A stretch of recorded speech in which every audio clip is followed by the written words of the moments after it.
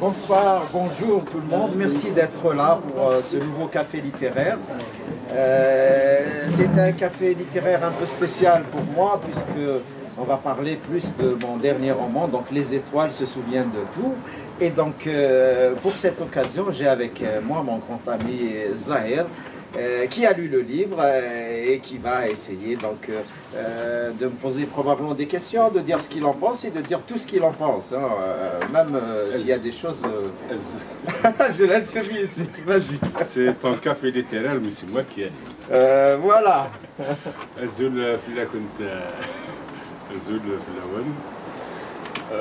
C'est toujours un plaisir de se retrouver avec mon ami Youssef Zerem pour parler de ses œuvres, notamment de ce dernier roman Les étoiles se souviennent de tout. Moi personnellement, je l'attendais depuis au moins un an qu'il m'en parle, et à chaque fois, au lieu de lui demander des nouvelles de sa santé, je lui demande des nouvelles de son roman. Et maintenant, c'est chose faite. Je trouve que c'est un roman réussi. Et c'est une thématique qu'il fallait un jour ou l'autre soulever. C'est une thématique qu'on devait tôt ou tard aborder. C'est parce que ce roman soulève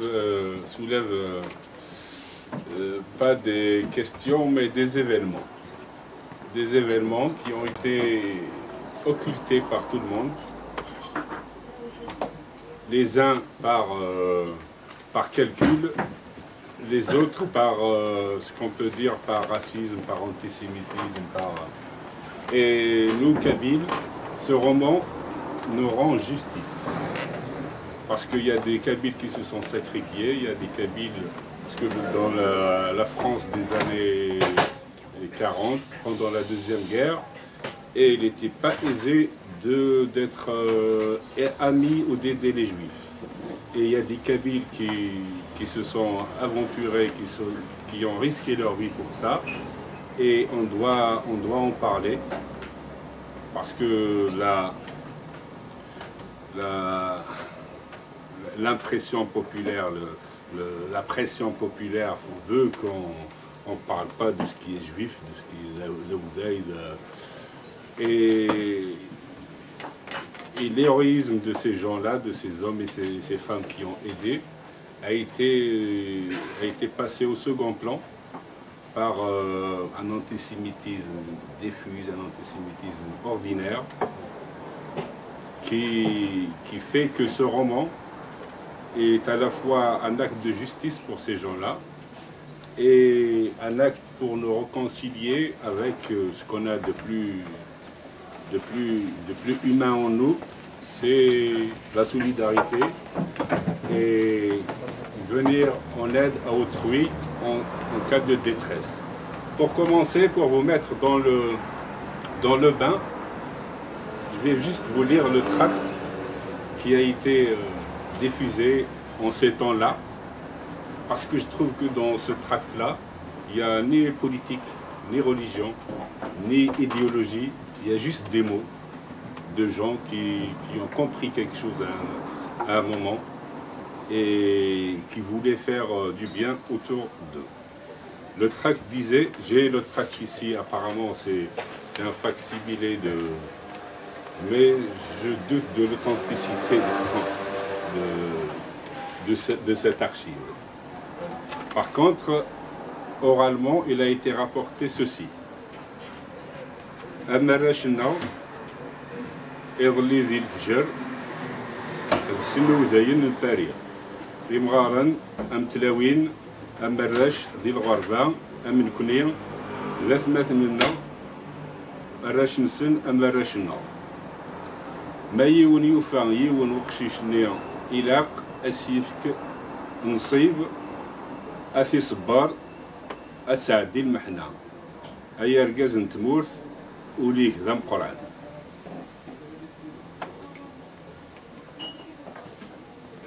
La première question Mounali, c'est quand vous avez découvert ce tract, qu'est-ce que ça vous a...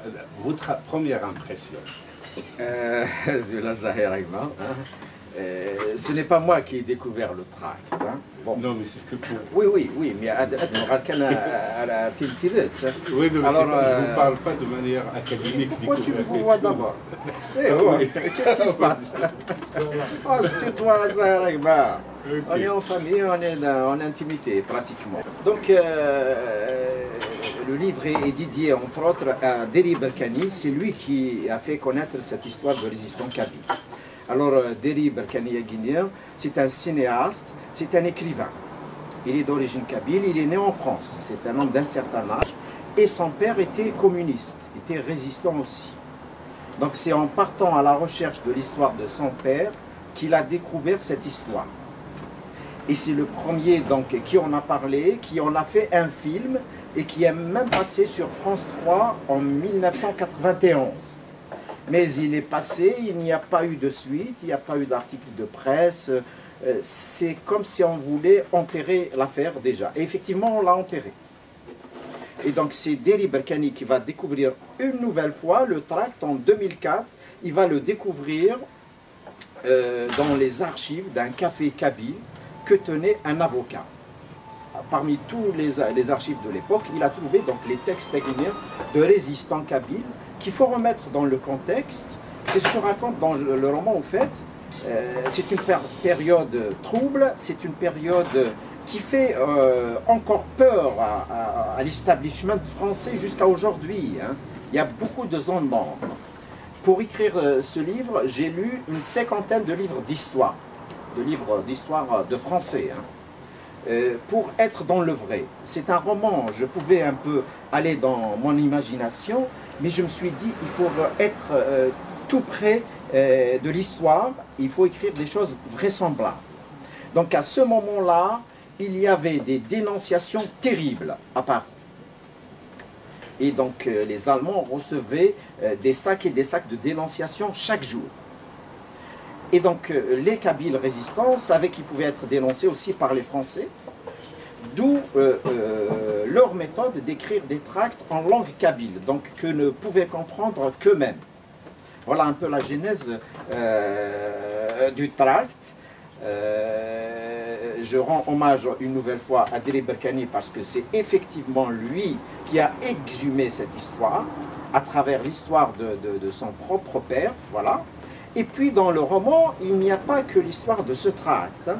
Donc il y a la vie parisienne, mais il y a aussi la vie kabyle, la Kabylie des années 30, la Kabylie des années 40, parce que ces résistants ont tous une histoire.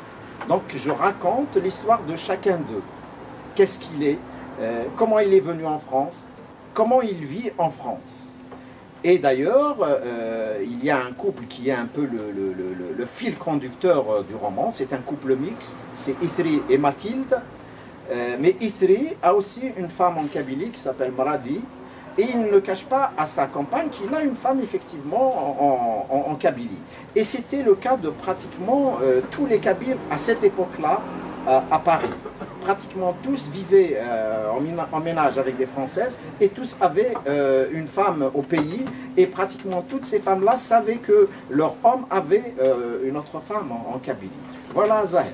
Ça c'est pour le côté recherche. Mais ce que je voulais dire, c'est quelle émotion il a suscité en toi de découvrir, parce qu'on découvre l'histoire par... c'est extraordinaire, mais tu sais Zahir, tous les artistes le diront, pas seulement les écrivains, hein, les peintres, les chanteurs, etc. C'est d'abord l'émotion, comme tu dis, ta question est pertinente, qui les fait avancer. Je veux dire, mais bien sûr, quand tu trouves une chose pareille, tu te dis, est-ce que c'est vrai? Est-ce que ça s'est passé? Est-ce que ce n'est pas une invention?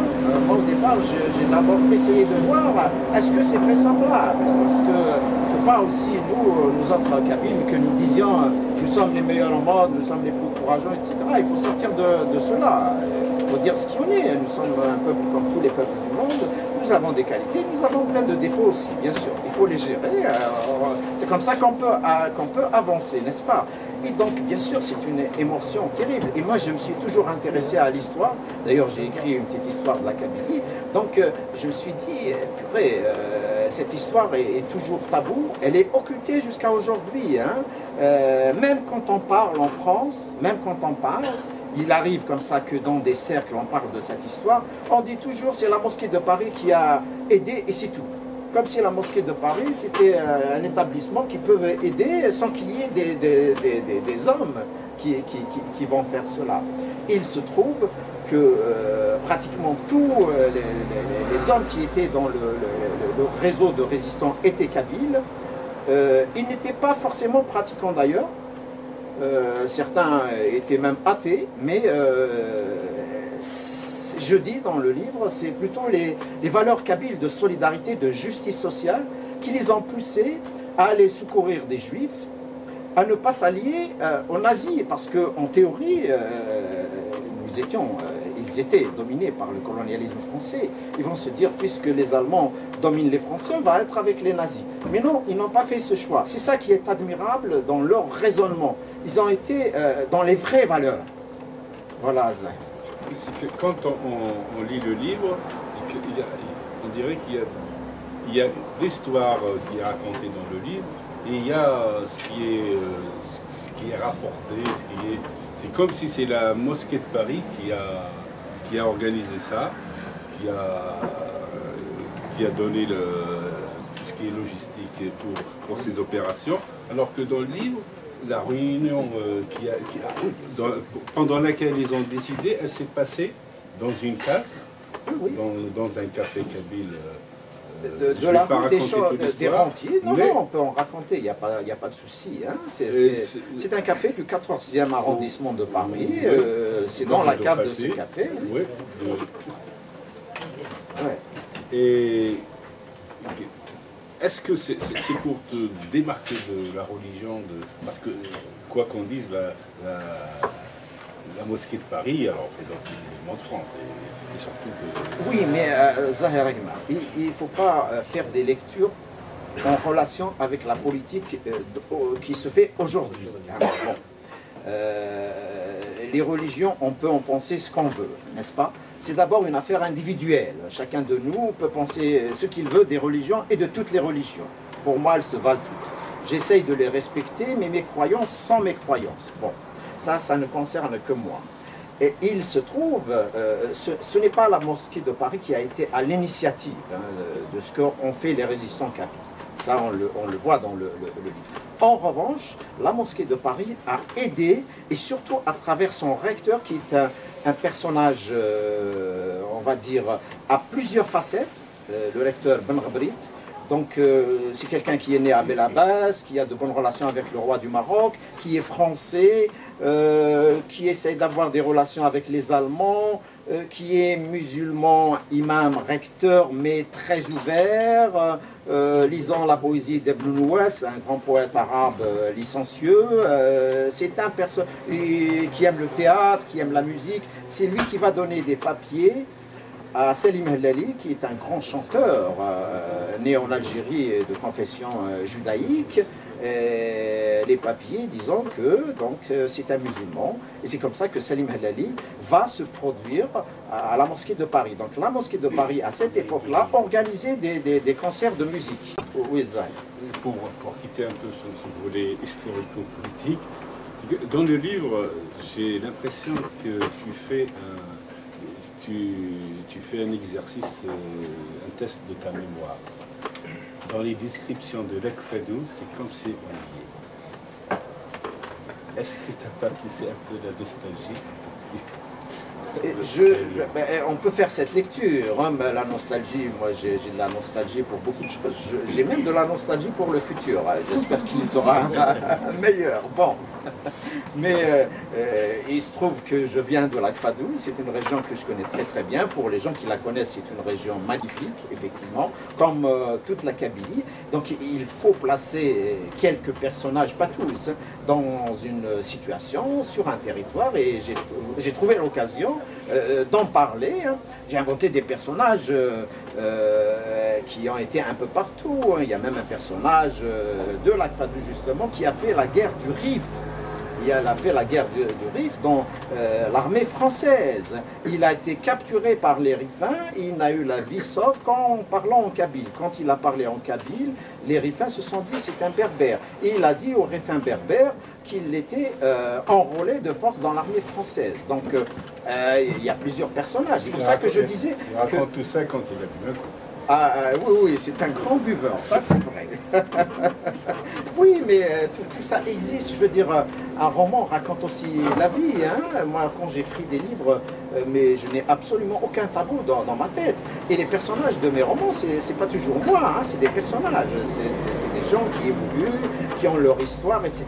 Et donc j'ai profité de ce roman pour raconter effectivement l'arrivée par exemple des Kabyles en France, hein, parce que beaucoup de gens croient que les Kabyles sont récents en France, c'est faux. Les premiers Kabyles qui arrivent en France arrivent à partir de 1880, bien avant tous les autres peuples qui vont venir peupler la France. En 1904, il y avait déjà en France plus de 6000 Kabyles qui travaillaient, qui étaient installés. C'est énormissime, hein. Donc voilà, c'est toute une histoire que nous avons perdue. Et puis aussi dans le livre, tu l'auras remarqué, l'un des personnages du roman, c'est un Kabyle, a déjà un hôtel dans les années 30 à Paris. Parce que en général la gauche française a toujours dit que l'immigration nord-africaine, algérienne, kabyle, elle est misérable et totalement misérable. Ce qui est archi faux. J'ai fait des recherches sur le sujet. Il y avait beaucoup de Kabyles qui avaient des cafés à Paris dans les années 30 déjà. Ils avaient des hôtels déjà. C'est vrai qu'il y a aussi à côté des Kabyles qui étaient misérables. Et je raconte aussi leur arrivée. Hein. Certains étaient obligés de dormir dehors quand ils arrivaient à Paris, bien sûr. Je raconte aussi la solidarité kabyle qu'il y avait en ce temps-là à Paris. Je raconte aussi comment les plus anciens accueillis les gens de leur village. Ils reformaient un peu le village en Kabylie avant qu'ils ne trouvent du travail et qu'ils trouvent un peu leur marque. Voilà. C'est que dans le roman, quand il n'est pas fait référence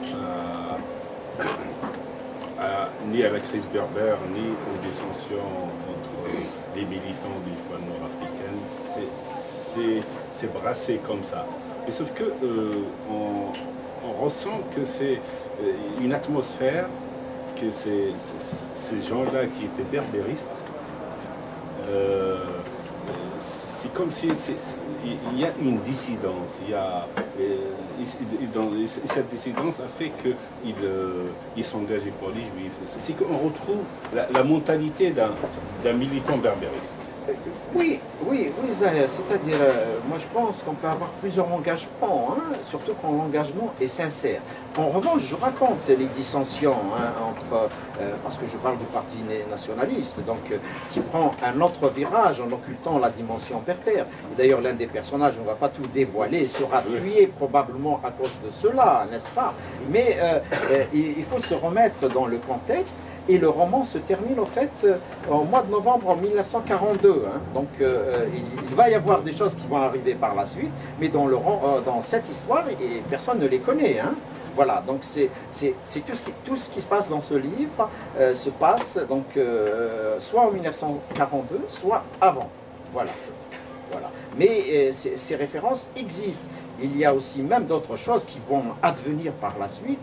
Je raconte par exemple que en Kabylie, donc à ce moment-là, on disait il y avait des hors-la-loi, etc. Ils vont voler le bétail, etc. Et tout le monde propage la rumeur. Et les gens se mettent à faire des groupes d'autodéfense, on va dire les choses comme ça, jusqu'à ce qu'ils se rendent compte qu'au fait, ces gens-là existent. Mais ce ne sont pas des voleurs, ce ne sont pas des hors-la-loi, c'est juste des nationalistes qui attendent leur heure. Et c'est comme la troupe de Karim Belkacem et compagnie, qui était dans les maquis bien avant tout le monde, bien avant le déclenchement de ce qui sera la guerre d'Algérie plus tard. C'est pas des hors-la-loi, c'est des Robins des Bois. On peut dire comme ça. Et dans le livre aussi, il y a toujours des références à des époques très différentes. Comme il y a Frimus, il y a le royaume de Abbas, il y a les Turcs, c'est que chaque fois que tu dis un mot, c'est comme une avalanche après. C'est vrai, c'est vrai, c'est vrai. Je le fais exprès. Il y a des petits cours d'histoire. Je pense qu'on doit à tout prix reprendre notre mémoire parce que notre mémoire va nous servir à l'avenir. Nous ne pouvons pas avancer si nous ne connaissons pas notre histoire. Effectivement, je parle de Dihya la Kahina, je parle de Firmus, je parle des deux royaumes de Koukou et d'Abbas, je parle aussi de Abdelkrim le Rifin. Je retrace pratiquement toute l'histoire de Abdelkrim le Rifin. Pourquoi? Parce qu'il s'est révolté, il s'est battu contre la France, contre l'Espagne et contre le Marzen marocain. Et il ne faut pas oublier, il a installé une république pendant 6 ans. Aujourd'hui, le Maroc est un royaume. Mais pendant 6 ans, Abdelkrim a installé la république du Rif. Et il a battu de la monnaie, des institutions. Et pendant les premières années de la guerre, il a défait les Espagnols et les Français. Il les a vraiment surclassés sur le terrain militairement. Il a fallu qu'ils se réunissent tous et qu'ils mettent leurs forces en commun pour en terminer, pour l'arrêter. Il sera après, bien sûr, donc banni avant qu'il ne vienne au Caire. Il va mourir au Caire. Et le jour de son enterrement au Caire, il y a eu 2 millions de personnes dans l'arbre. Un roman, c'est une trame. Et il faut se tenir à certaines... il ne faut pas trop s'éloigner. Parce que ces évocations-là, ces retours en arrière, ces flashbacks, ne vont pas un peu distraire le lecteur et l'éloigner un peu de... C'est possible, mais j'estime qu'elles ne sont pas très longues. Tu auras remarqué que je profite un petit peu, donc il y a toujours un lien entre ce que je dis et les références historiques, et puis tout de suite je reviens.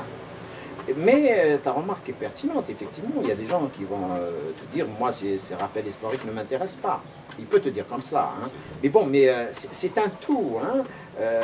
C'est une fiction, mais c'est une fiction qui se base sur une histoire véridique, c'est aussi de l'histoire.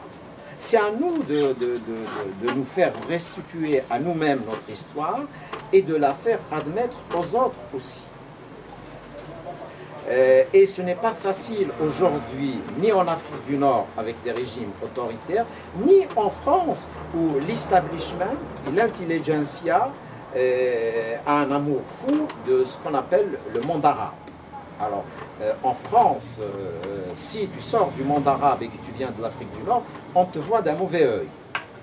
Voilà. Et c'est ça la prise de conscience qu'il faut avoir aujourd'hui, au lieu de passer notre temps à nous chamailler dans des fausses querelles.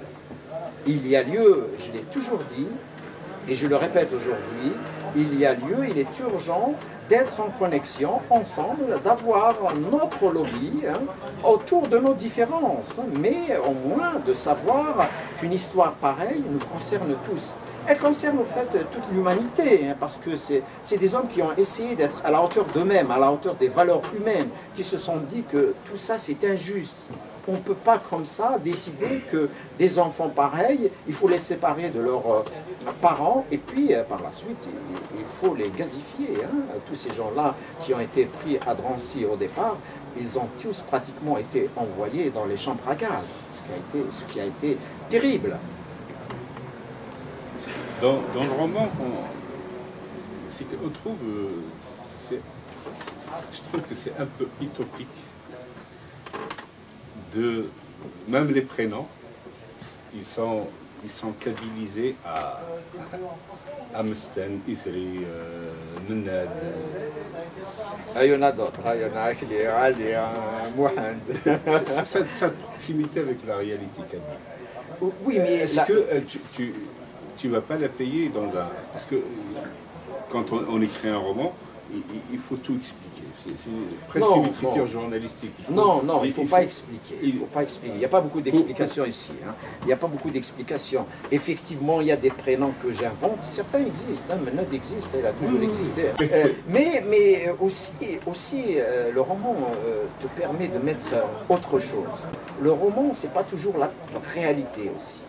On sent en tout cas que tu t'es fait plaisir. Ah, ça c'est clair. Sinon, je n'écrivrais pas seulement dans les prénoms.